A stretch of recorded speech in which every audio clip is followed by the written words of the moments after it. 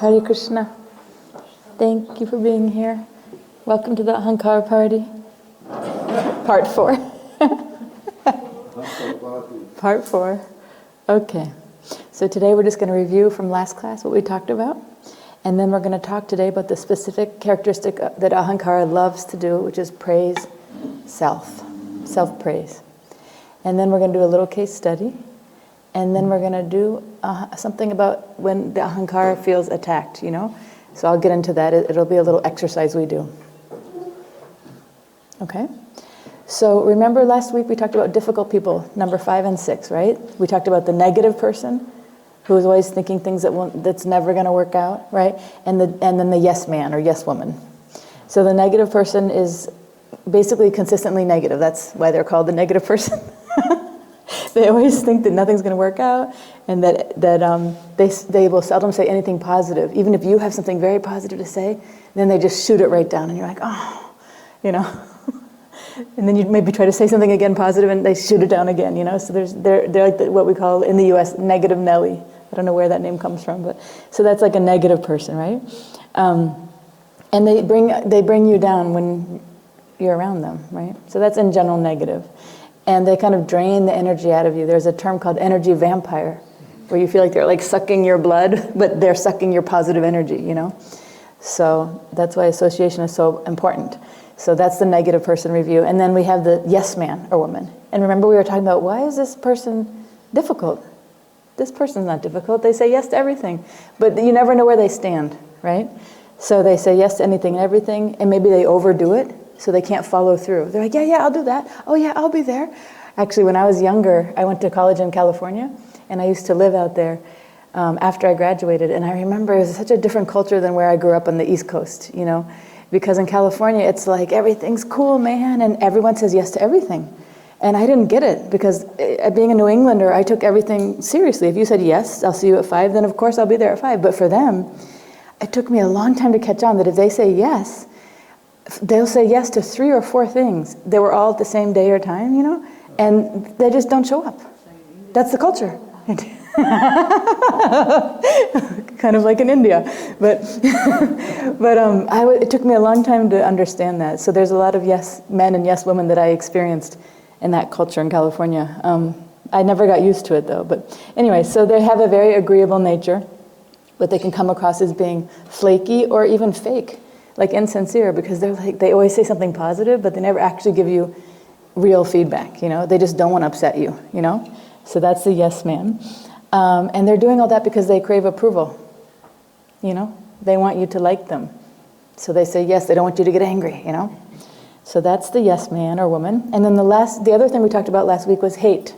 This ahankara characteristic of hate, right? Remember we talked about, it's like this intense dislike or disgust for someone. You can't stand the sight of them, the sound of them, anything that reminds you of them. You just really you hate them, basically. And then I gave some signs. Remember I showed a list of signs that you could tell that you hate somebody. And then the last thing I ended on was ways to threaten a person's ahankara. That's how we ended. So that's a little brief review. And now, today, so we did hates. We talked about the ahankara characteristics of hates. And I remember a few of you were like, what about love? Where's love in all this? Or can't we say something positive? So that's also another ahankara quality.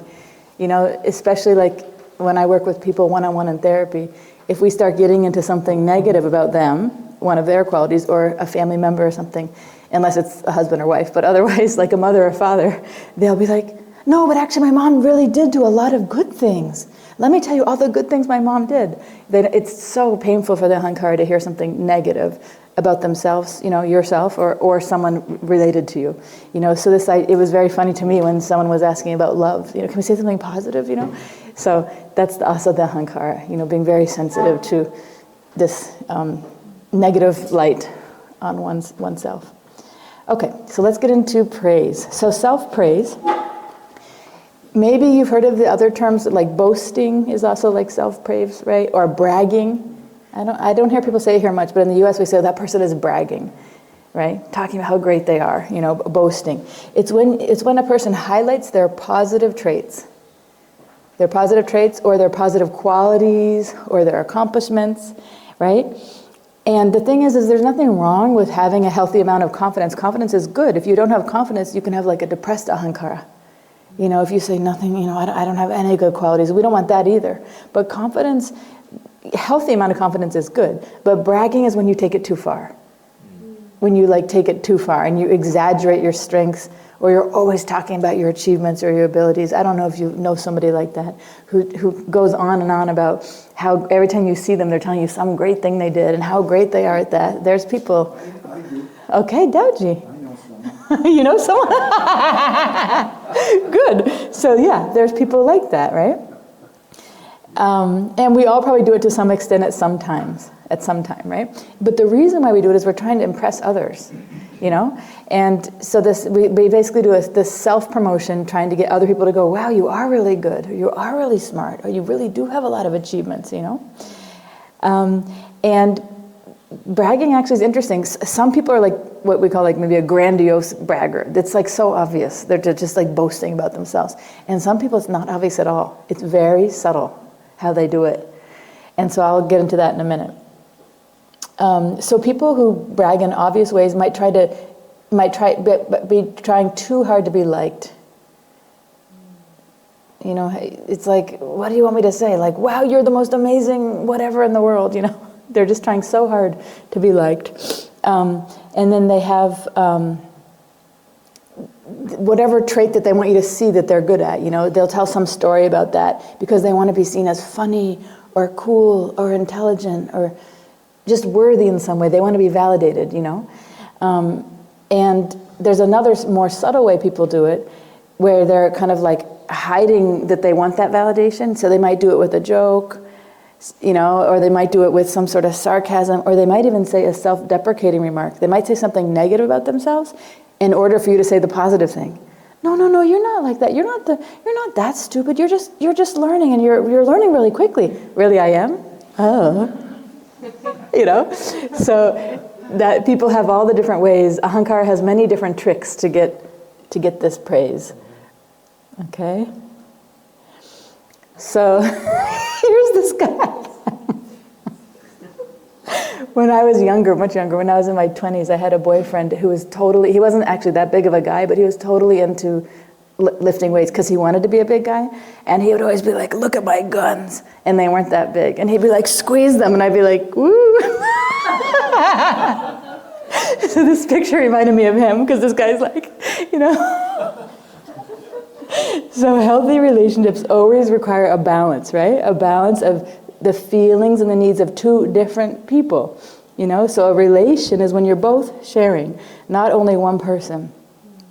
And so that's one way you can tell that there's a problem. Even if you're like, I don't know if this person is bragging or not, but it feels like they're talking like 80% of the time, and I'm doing the listening, you know? That's off balance for a relationship. You know, and they may not be bragging per se, but they may be doing something to like get your attention, which is just sucking you dry because they're talking, and you're listening, you know. So that can cause a strain on relationships, especially if you're only talking about yourself, right? That makes you seem like arrogant or selfish in that moment. And bragging can cause your relationships to become very one-sided or strained if it becomes a pattern. You know, there may be some one-off scenario when there was some really big achievement you had and you want to talk about it. That's different. You know, so we also have to be careful when you're applying these concepts in life to say, is that this person's pattern in my relationship with them? You know, or is this like a one-off? You know? Okay, so there's two types of self-praise. This overt type where like, look at me, I'm so cool, I'm the best, you know, right? Where they openly kind of basically boast about themselves or their achievements, right? In an effort to make a good impression on people. And there's people like that. You know, I see people like that. They're not shy about it. They're like, did you know I'm the best, whatever? And it's like, okay, yeah, you're amazing. You know? There are people who just, you know, more bluntly say it. And then there's other people who try to present themselves in this positive light, but they do it, like I said, with a joke, a compliment, some self-deprecating statement, right? But it's still intended to win the attention and praise. So they're more sneaky about it, and you don't even realize you're doing it. You're just like, oh, no, you are really good at that, you know? You might not realize that they've put the hook in you.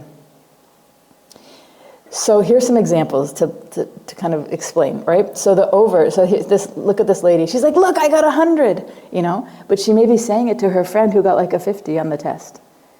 That she doesn't have like a whole lot of empathy. She's just like rubbing it in that person's face because she wants to show that she got 100 and she's the best, So boasting about how good you are, like your accomplishments or how much money you have. Some people do that, right? They'll say, I have this kind of car.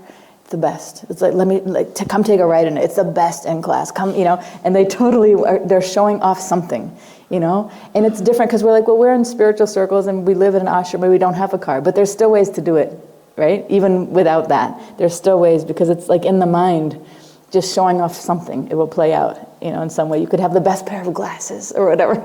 It doesn't matter, right? Or name dropping, right? About important people You can be like, oh, well, I studied with so-and-so, or just dropping the names, because that makes remember the whole thing at the beginning I showed about ahankara? It's like, I did this, and I know this, and then it's like, see, and what does that mean without saying? It means that you don't know this person, or you don't know them as well as me. So the name dropping is a one that people use.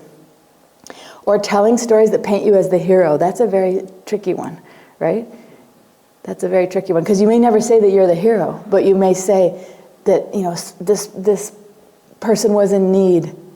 This person was really in need, and I was there for them. Or this situation happened, and I'm the one who took care of it. So you make yourself the hero, but you don't realize it. You might not realize it until you look and say, am I doing that anywhere?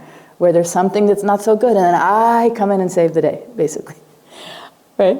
Or one-upping someone's achievements. So someone's like, oh, I just got this new laptop, and it's like, oh, really? Actually, mine has more memory, or whatever. It doesn't have to. It doesn't have to be. It just has to be something where whatever the person says, you one-up them. And there's obvious ways people do it, and there's very subtle ways people do it. Now, this is even more interesting. The covert way, the covert bragging, right? So this is one where the person will complain about how someone else is flirting with them. Flirting means like someone's having a sexual attraction for them, right? So the reason why they do that, why would you think somebody would do that? Somebody would say, oh, this person keeps flirting with me. What do they want you to think? Where's the mic? To show how attractive they are, exactly. And everybody's after them. Yeah, exactly. It's like, every day there's somebody who's trying to, talk with me and eat lunch with me or something. Yeah, and so what they want you to know is, wow, you are so attractive, right? So that's a covert way. Or using these self-deprecating comments to get validation, like, I don't know. I'm not, like, it's something they probably know they're good at, but they'll say they're not good at it, And then somebody will be like, I don't know. I don't know a good example. I can't think off the top of my head, but something, and then you'll be like, no, you're really good at that. No, don't feel down. I think you're just having a bad day. Let me tell you all the ways you're good at that. Really? Thank you. Right? Or pretending that you don't like the compliment or praise. So if somebody's like, wow, this is such a beautiful ring you have. It looks so nice on your hand. And it's like, oh, thanks. I don't know. I'm thinking of taking it off and maybe not. No, it looks so good. And, so... or bragging, boasting about something, and then downplaying it. So it's like something like, I made the most beautiful khichdi meal. I don't know. Something, this most beautiful khichdi. I mean, I know we have khichdi every day here, but this one I made myself, and people were just coming back for seconds. It was so good, And then somehow you twist it and then put yourself down. It's a trick, Like you'll say it in some very positive way, and then you'll say something like, actually, I don't know, maybe it wasn't that good, so-and-so didn't take seconds, or so-and-so didn't eat any at all. So now I'm thinking it's not that good. This sounds crazy, but if you meditate on the bragging thing in yourself and others, you'll see, wow, it's happening all the time. It's one of ahankara's tricks, this self-praise. But there's so many ways. I've only put a few that it can be done. But that's why I'm kind of going slow with ahankara. Like each week I'm just picking one thing and we can watch it. And then you'll see it if you watch it over the week. It's humorous, actually. It's kind of humorous to see how creative the ahankara is. Okay, so 10 reasons why people boast or brag or do this self-praise, right? So you can see the pictures. This guy's losing his hair. That woman looks very shy, like maybe too shy to talk or something.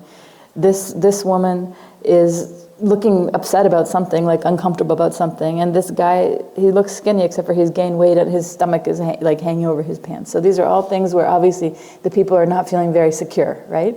They're feeling insecure and inferior. And that's why people boast, because they feel insecure, so they have to pump it up.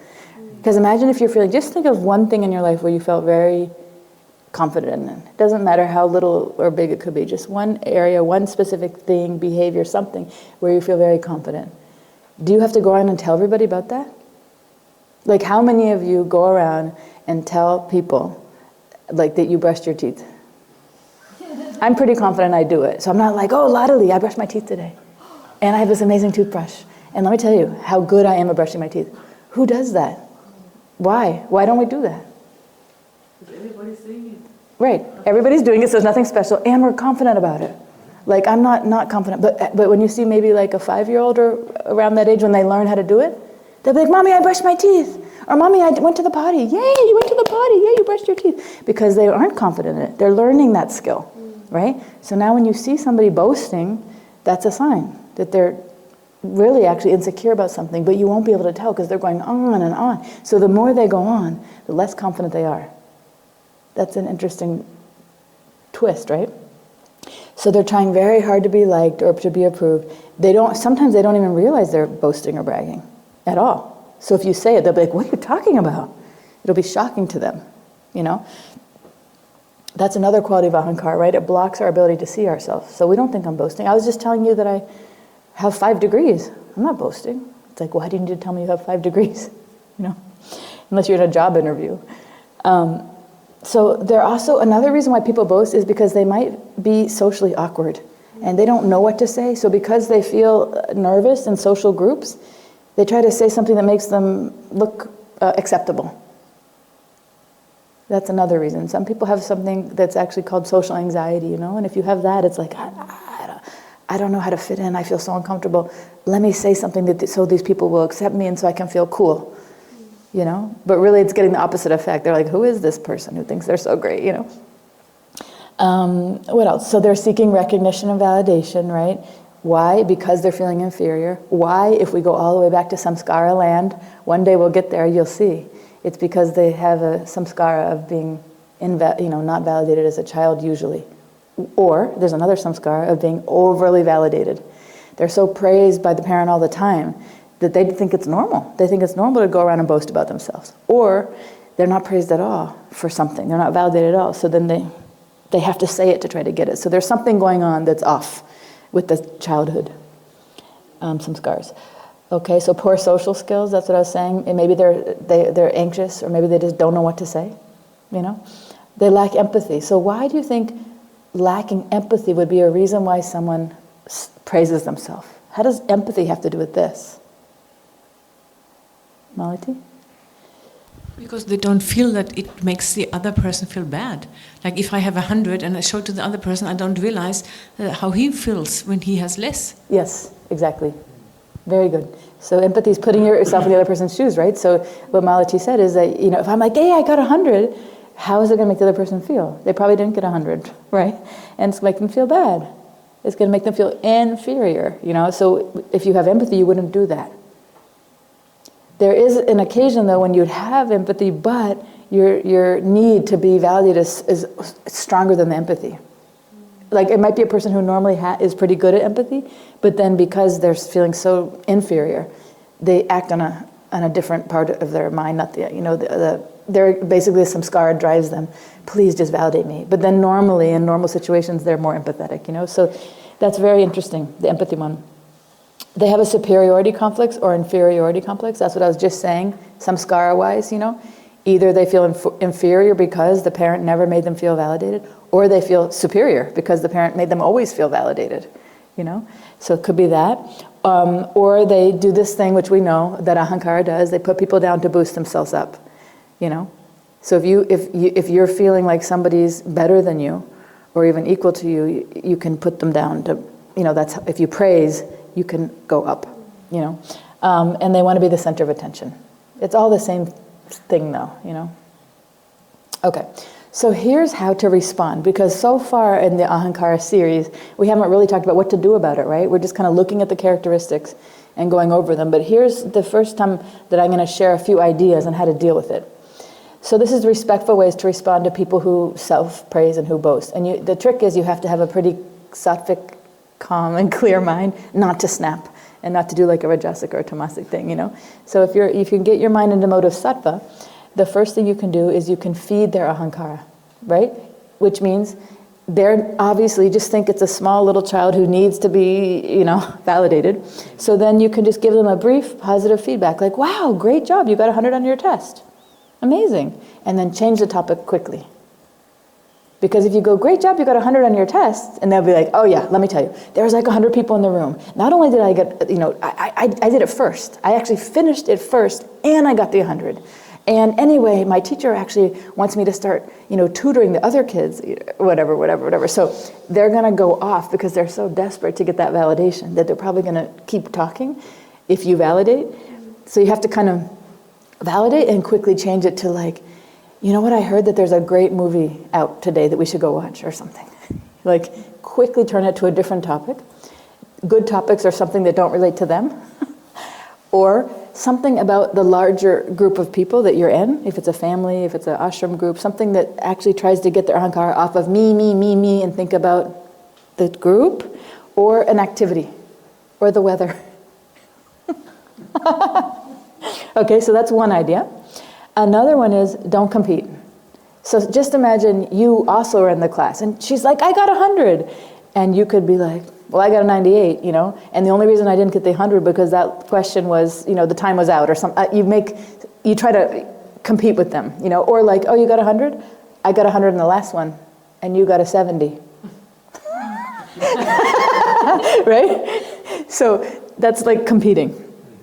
Trying to, you know, because ahankara, natural split second reaction will be to compete. That's why I'm laying it out very clearly. Don't compete. There's no point. Otherwise, it's just like, you know, you're not going to win with somebody else's ahankara. I mean, not by competing, you know. So don't compete. Just praise. It's an ahankara food. You know, that's what Babaji calls it. Give them their ahankara food. Give them the praise.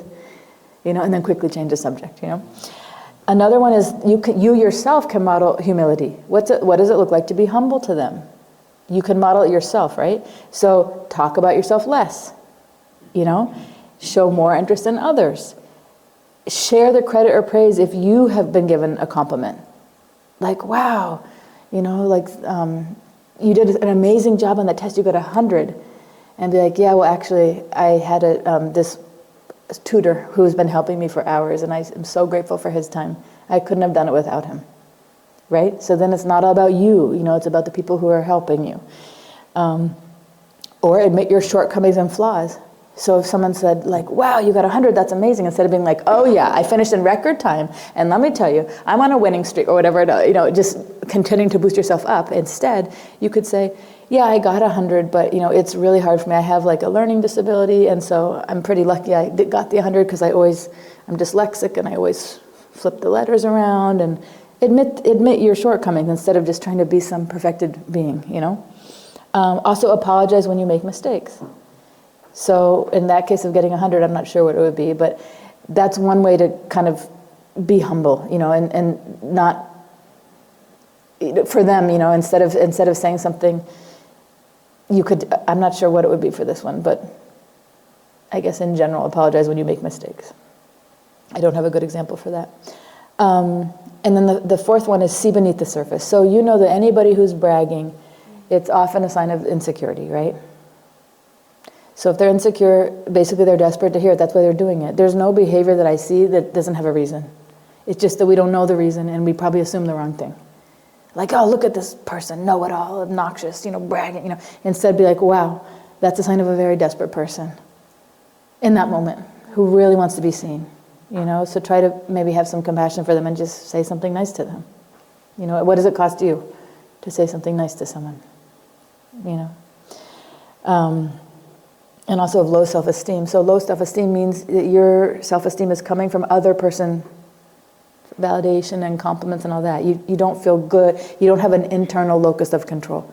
You have an external locus of control, meaning If I don't get my, praise each day, I'm not going to feel that good about myself. I need it to come from other people.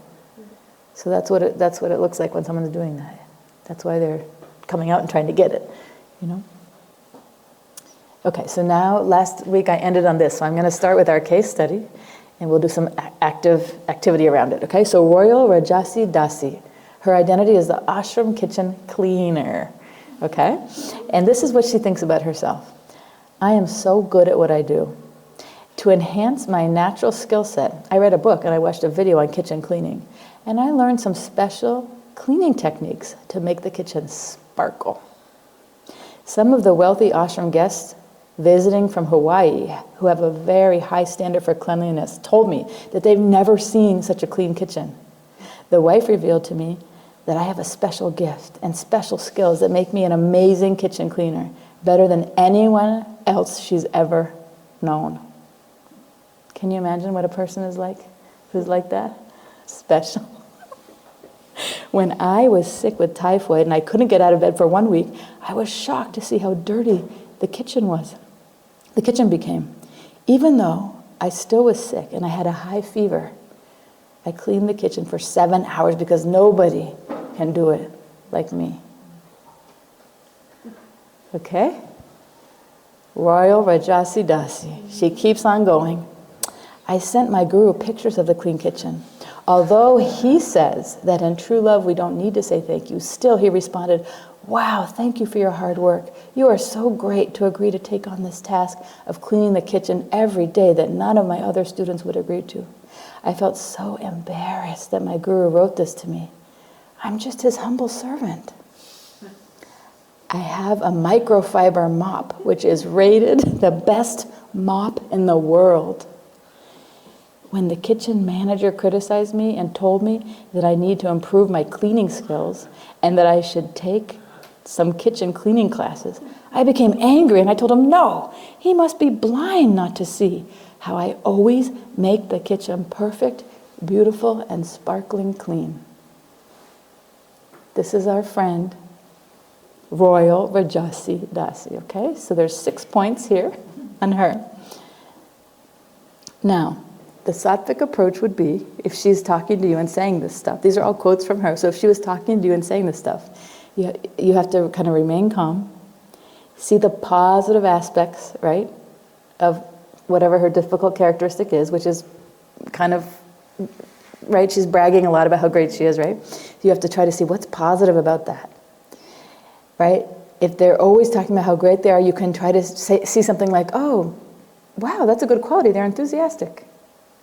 She's enthusiastic about the wrong thing, about herself, but still, you can take enthusiasm and you can go with that. That's the whole thing that a therapist does, actually. The therapist is looking for your good qualities, even though they're wrapped maybe in some negative thing, and trying to help pull that out and move it in a positive direction for you in your life so you don't keep hurting yourself, basically.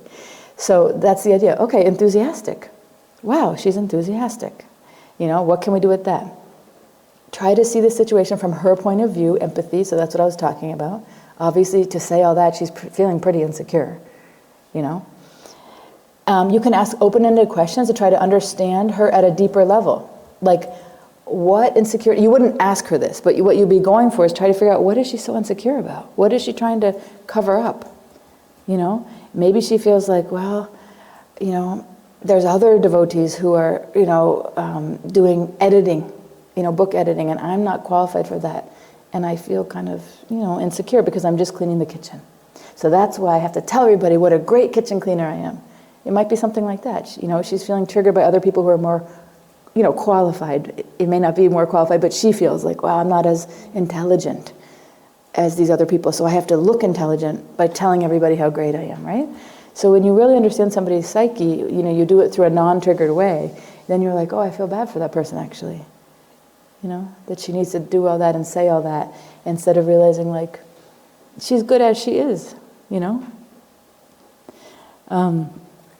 So why is it so important for them to feel so great by us, by us validating them? So these are some different ways you could try to approach it if somebody's acting like our friend Royal Rajasi Dasi. You can also give them this feedback, right? that I said before, kind of this brief positive feedback and then change the topic. Don't compete with them, right? And you can model humility. These are all the points I made before, right? Model humility, see beneath the surface, right? Now here's the opposite. This is what we ended on last week. How to threaten someone's ahankara, right? So here's the opposite of, this is like the Rajasic or Tamasic approach, right? So you can tell them, just ignore them altogether when they're bragging. You can reject them or tell them no. You can criticize. Like, you think you're so great? I went in that kitchen, it's not clean. It looks like crap. I see a dead mouse in the corner.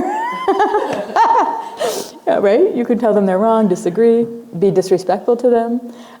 You can tell them what to do and be like, actually that mop you have, I don't think it's that good. You should use this like scrubbing brush.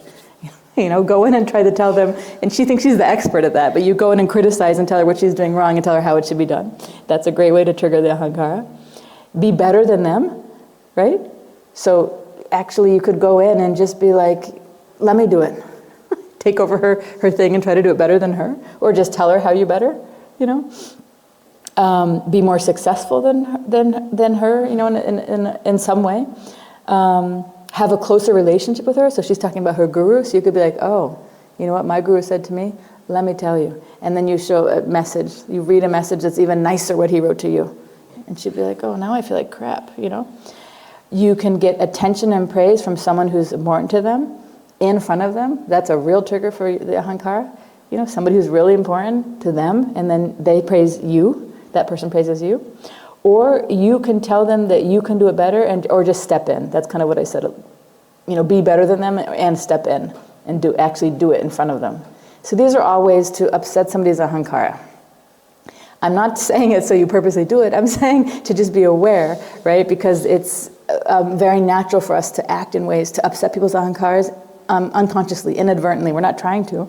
It's just we're acting on our ahankara and our samskaras, right? So now, let's try it purposely. What would you say to threaten our friend Royal Rajasi Dasi's ahankara? So, remember the story? Let's look. What would you say to threaten her ahankara? She's saying, I'm so good at what I do. You already gave so many nice examples. Yeah. You already said it. That's nice for my ahankara, thank you. So now, pretend. I want you to pretend like you're having a conversation with her. She's talking to you and she's like, I am so good at what I do. Just pick one of these things and say something directly back to this. Dauji? And then Janava. Go ahead, Dauji. I'll give you a PhD in kitchen cleaning. That's how you threaten? I'll give you a PhD in kitchen cleaning? Kitchen cleaning. But how is that threatening her ahankara? Sarcastic, obviously. Okay. Okay.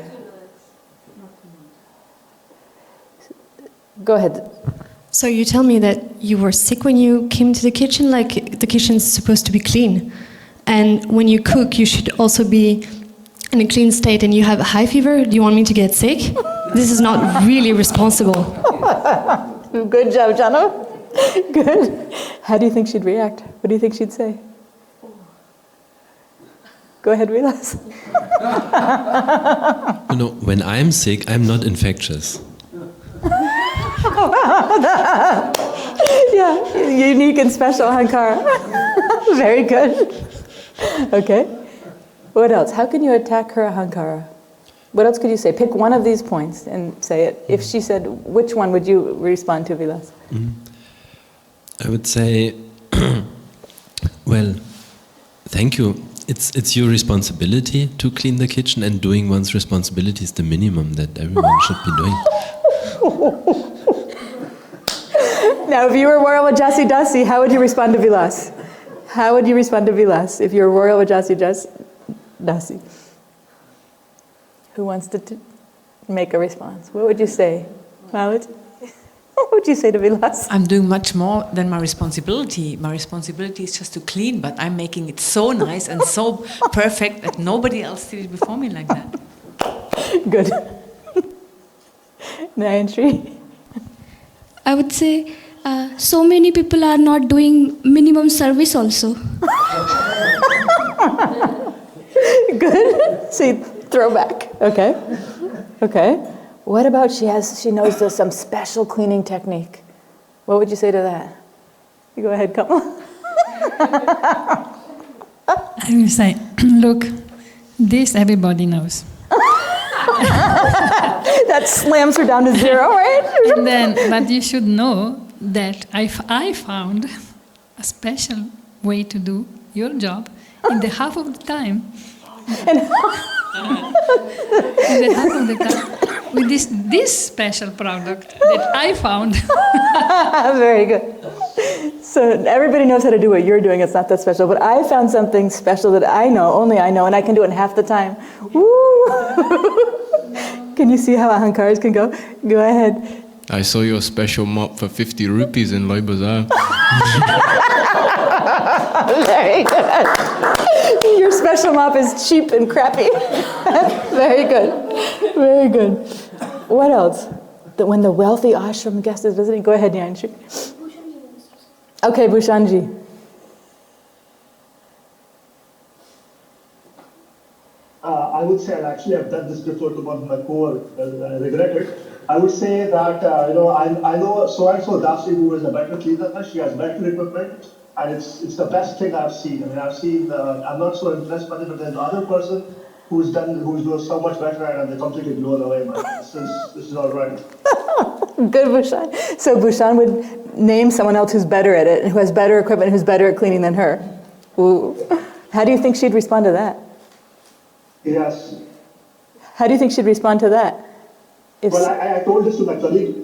So I'll tell you what, maybe a colleague told me he purchased a 2,000 euros great headphone, and then I just told him the other colleague has a better sound system. And then he just stopped responding, he just stopped talking. So Bhushan said that this happened in real life, that he had a colleague who had told him he spent 2,000 euro on headphones, and Bhushan says, oh, this other colleague has better ones than you. And Bhushan said the colleague stopped talking. Yeah, good, Bhushan. That's one way to smash the ahankara. Okay. I would say... Okay. Can I say something? Yes, please. It looks like we need to look for somebody else for cleaning work here. Oh my God. Good. Very good, Purushottam. Right? It makes her feel like she doesn't exist, that she's nothing, she's horrible, right? Which is the very thing she's trying to overcompensate for, right? What else? Anything else for these three? Yes, Narod. We're analyzing only these three. Yeah, I'm going to go to the next one, we'll do three more. I just had something related to the next one. Okay, I'll go to the next. Yeah, so regarding the message, wow, thank you for your hard work, I would say, well, I clean my guru's kitchen every day since 2 years.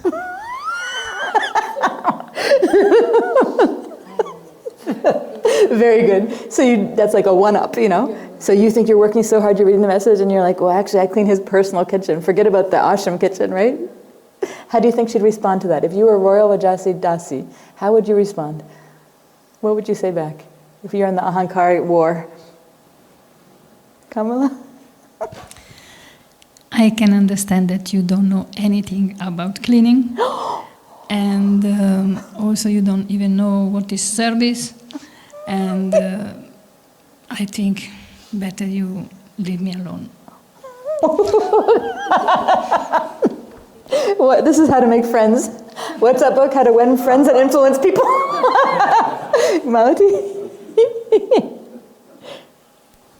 But I clean his temple room every day, and I'm not even talking about it because it's such a confidential service.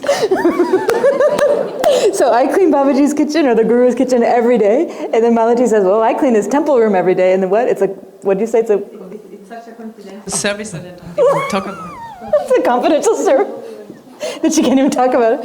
You see? One up, one up, one up. And what do you think about, what could you say back about what the Guru said?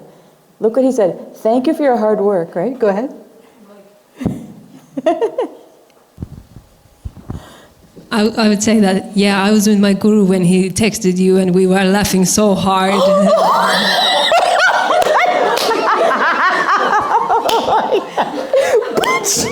We were laughing so hard, True stories of my Guru. Very good. And if you were Royal Rajasi Dasi, how would you respond to what she just said? No, how would you respond to what she just said? What if you were Royal Rajasi Dasi and she said, oh, yeah, I was with him and when he texted you, we were laughing. How would you respond to that? Laduli? You're so jealous that you're imagining this. You're lying to me. You can't understand that I sent so nice picture to Guru and he likes them so much that you're imagining this. You're imagining. Very good. What about the fact that the Guru didn't actually say that she did a good job cleaning? He didn't say anything. He said, thank you for your hard work and thank you for agreeing.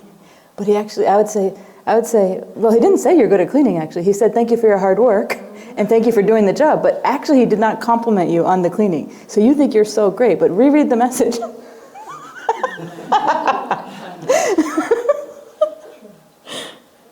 What would you say if she said, I feel so embarrassed? Remember this like false humility kind of? I feel so embarrassed because he wrote this to me. So what's she looking for? And I'm his most humble servant. What is she looking for when she says that? Use the mic. She's looking like for validation. Validation. So what would you say if you were in the ahankara attack mode? What would you say to smash her ahankara? I felt so embarrassed that my guru wrote this to me. I'm just his humble servant. After she totally is boasting about herself, what would you say? I would say you're far away from humble service. You're far away from humble service? You don't look embarrassed after what you just said. You praise yourself so much. That's far, far away. Yeah, very good. Okay. And how about her microfiber mop? 50 rupees in Louis Bazaar.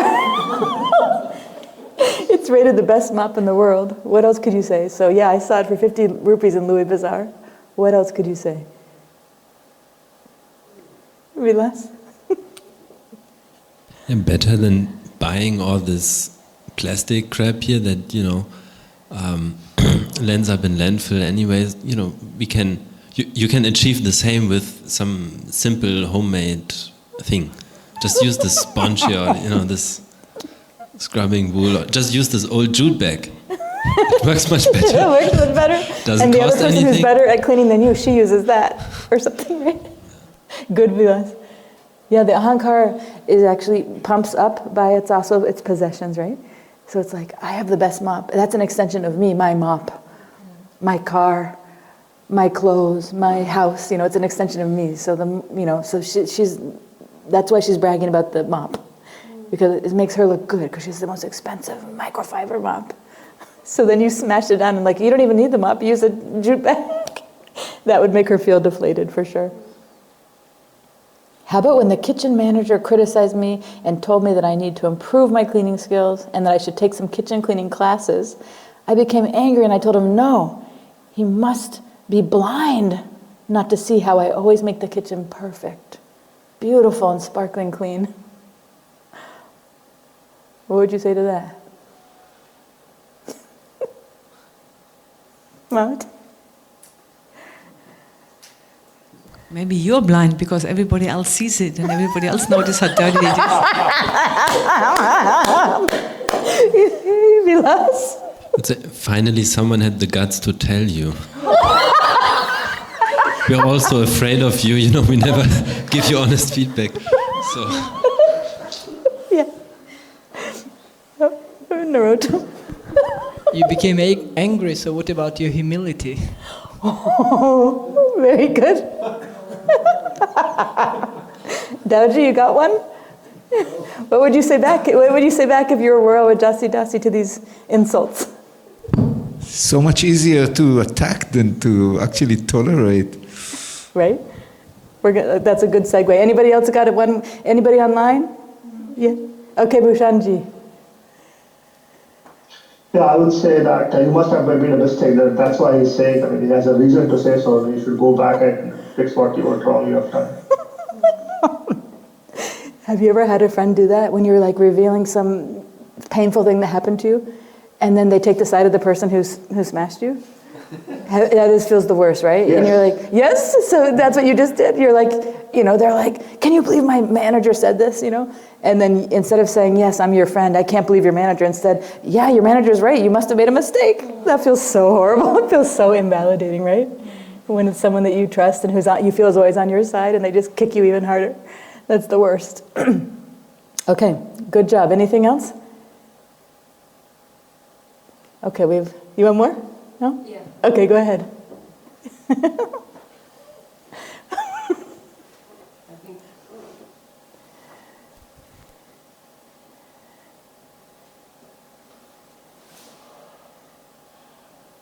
Is it dead?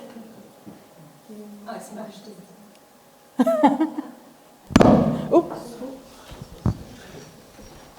I think I would say like, oh, you must be so thrilled now because he made you so humble.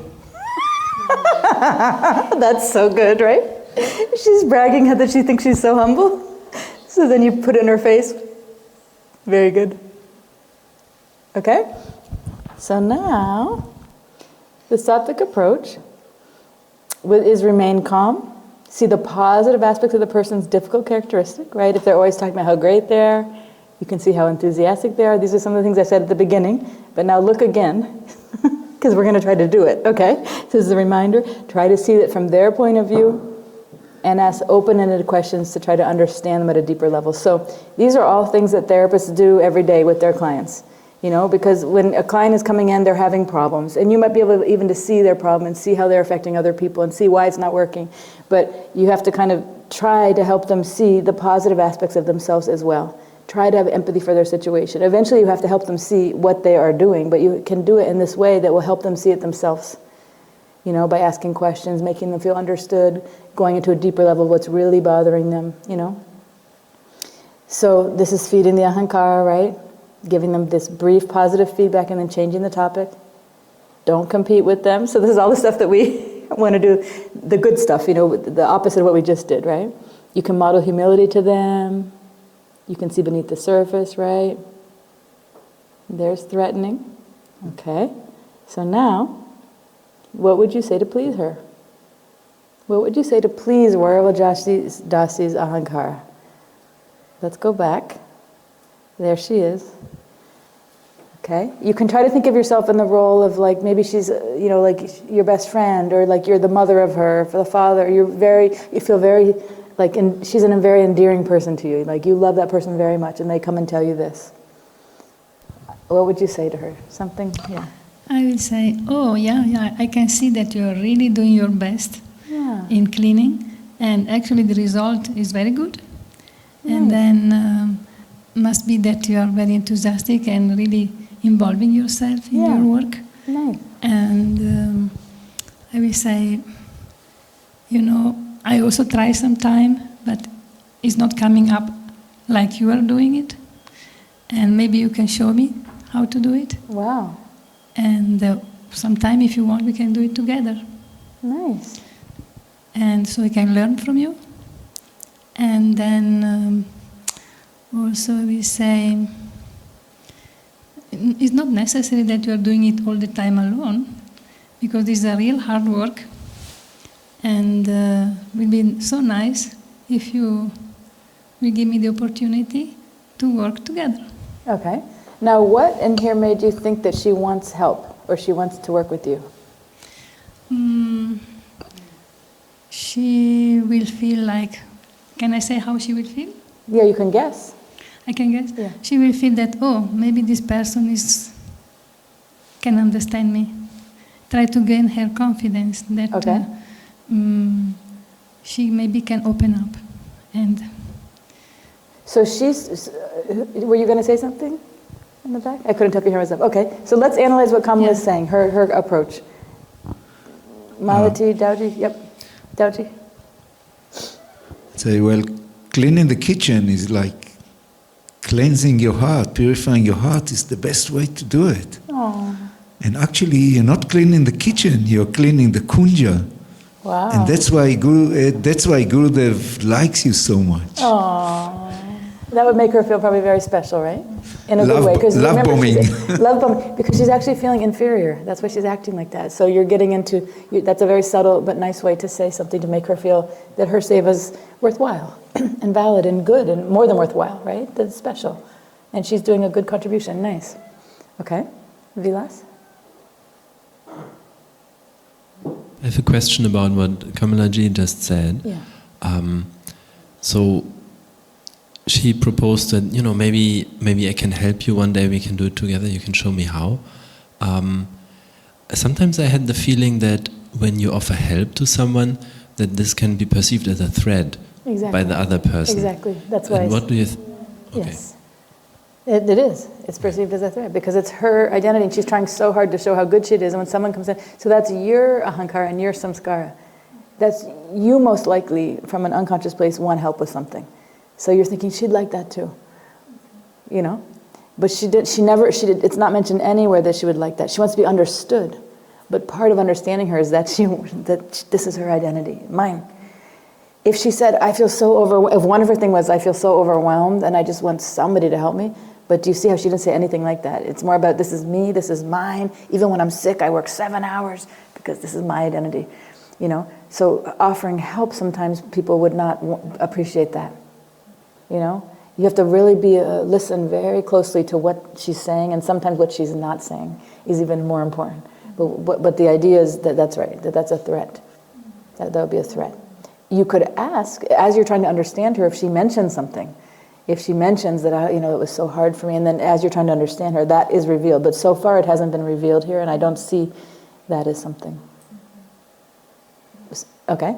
What else? Who else would try something? Jaya, what would you say?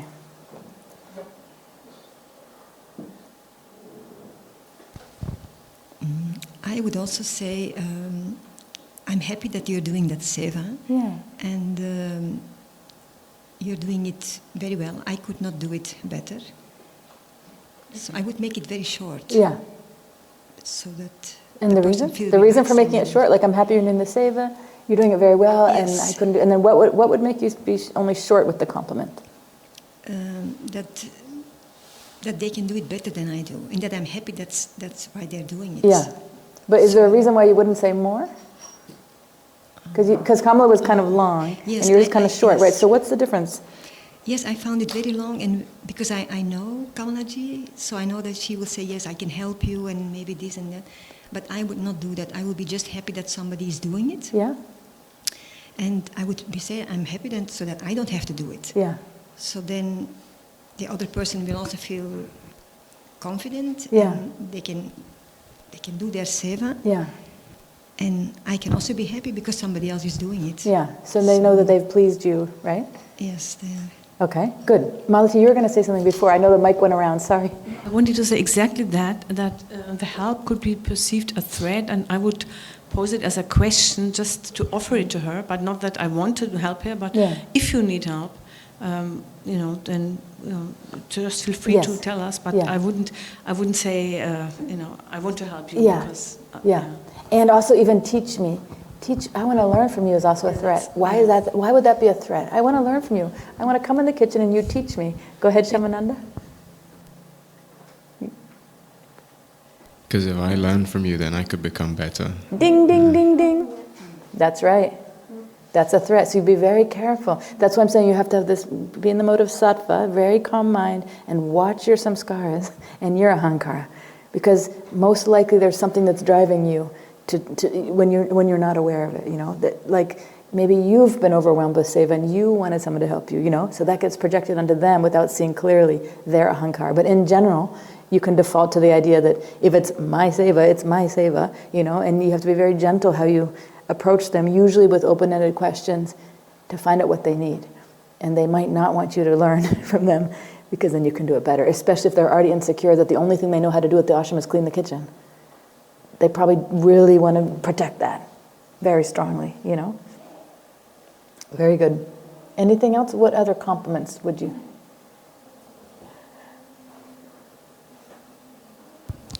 I would say I can see how committed you are doing this seva. Yeah. And I really appreciate all the minute detail you have taking the best mop in the world and everything. And I would say I feel concerned also about you, and I care about you. And when you say that you were still doing the seva, sick with typhoid, I really care for your health. And I just want you to know that you are unique and you are very important for us. So we don't want you to put you in danger. So you are unique. No one will take your seva away from you. And if you need to take rest, because that's serious to have typhoid, you can allow yourself to take rest. Very nice. And you'll have your seva back. No one will steal it away from you. Yeah, and you see how she never said that, but you're reading between the lines and saying that, and she's going to go, phew, okay, this person sees me, and she actually cares about me. Very nice.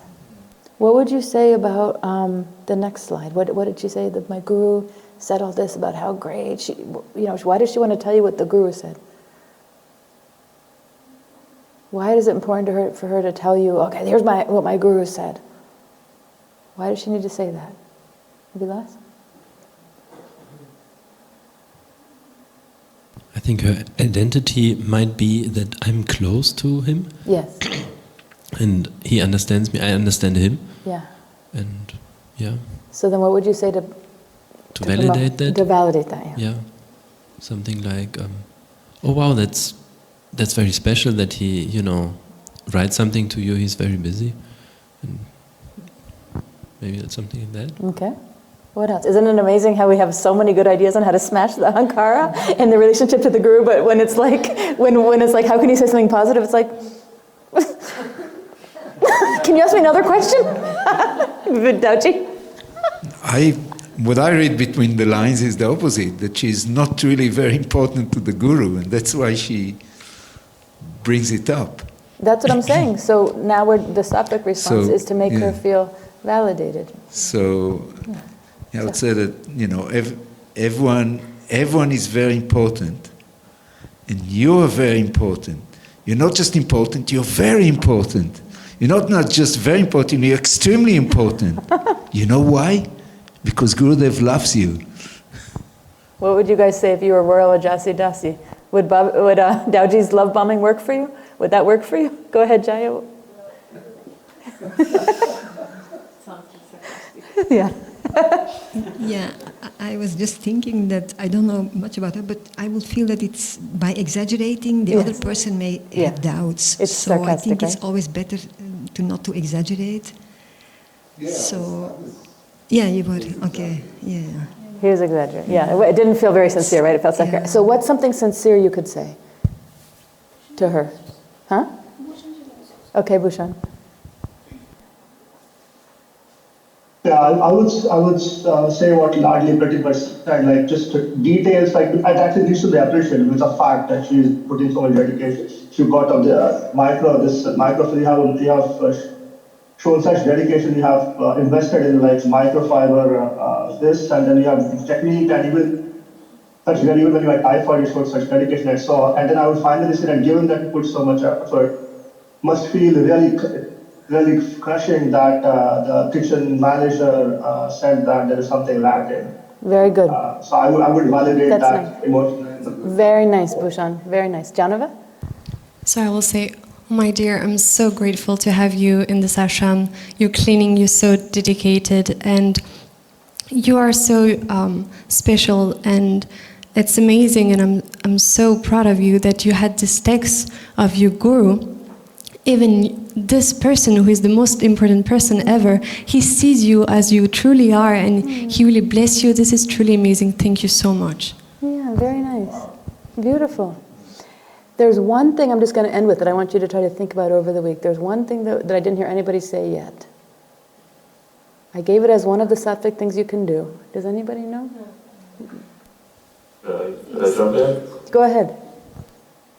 So I would say I see your dedication and your passion for this work. I want to know more about your process. Like, what is it like when you're in the kitchen? What does that feel like? That's it. Open-ended questions. Good job, Alex. That's it. So instead of assuming you know and then offering help, just say, instead, actually tell me, what's it like cleaning the kitchen? Tell me your process. Not because I want to do it, because I'm so curious to know what it's like. And I think that is something that you can go a long way with somebody, especially when they're going on and on. They want to tell you. They don't really care that much if you say, good job with the achievement, you know. They actually want to be seen. So they want to know, okay, here's what I do. It's not only about the microfiber brush, you know. Can I show you sometime? You know, do you remember, I don't know if you ever seen little kids, or even when you were little, you're like, Mom, look, watch me jump in the pool, woo, or watch me do this, or can you come to my soccer game, or whatever, right? When you're little, you want to be seen. And for the extent we weren't seen as kids, it's a wounded inner child who's trying to be seen as an adult. That's what it's like when somebody's bragging. That's, you know. So great job, Alex, you got it. Thank you guys very much today, wonderful job. We'll keep going with ahankara next week. Haribol. Radhe Radhe.